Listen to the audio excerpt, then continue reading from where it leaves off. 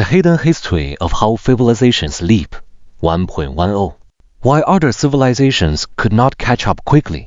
Reader might reasonably ask, once double-entry bookkeeping was demonstrated to work, why did other civilizations not simply adopt it? Many tried. The technique, as a tool, is not difficult to teach. The mechanics can be learned in weeks. The Chinese encountered it through Jesuit missionaries in the 17th century. The Japanese encountered it through Dutch traders. The Ottomans, the Russians, the Indians under colonial administration all eventually had access to the technique. In each case, adoption was partial and uneven. The technique was used by a small class of merchants and government accountants, those who needed it for their specific work. It did not penetrate in the same way it had in Europe into the cognitive infrastructure of the broader population. The reason is the same reason it took root so deeply in Europe in the first place. Europe's adoption was driven by structural necessity, by the unavoidable demands of cross-border commerce in a fragmented continent.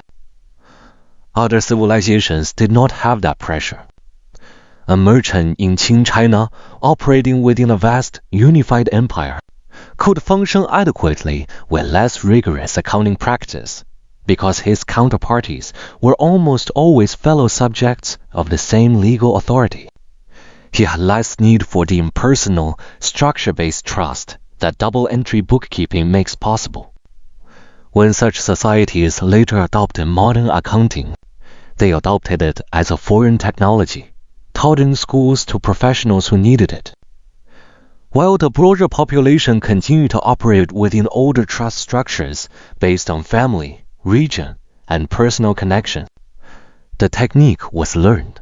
The cognitive transformation was not. This matters for understanding the present, because many of the structural problems of late developing economies, persistent corruption, weak public accountability, fragile institutional trust, are not failures of will or virtue. They are the legacy of the missing cognitive substrate. Societies that did not spend 3 centuries quietly absorbing the habits of mathematical balance into their daily life cannot, by an act of policy, suddenly produce citizens who think in those terms. The substrate has to be built, and building it takes generations. In Europe and its cultural offshoots, this absorption took roughly 3 centuries. From Pacioli to the mature financial institutions of the late 19th century.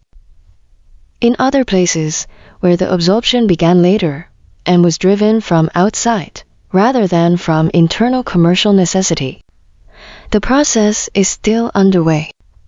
Some places have come further along than others. None has come further than the regions where the original cognitive transformation occurred. This observation, again, is not about racial or moral superiority. It is about the temporal structure of how cognitive substrates are built. Whoever builds a substrate first acquires the institutions that depend on that substrate.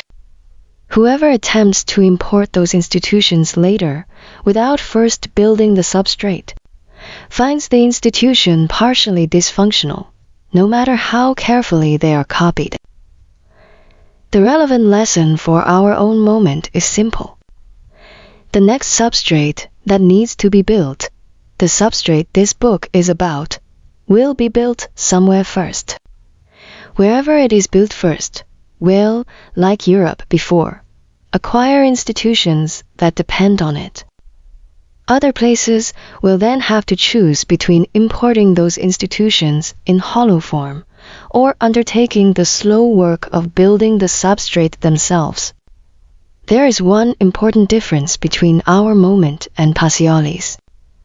The technical infrastructure for the next substrate, the smartphones, the networks, the AI, the universal communication layer, is already global. It is not concentrated in any one civilization. The cognitive transformation that follows, when it comes, will not be the property of any one region.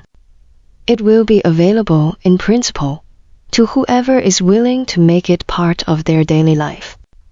Whether any particular society is willing to do this is the open question of the next several decades.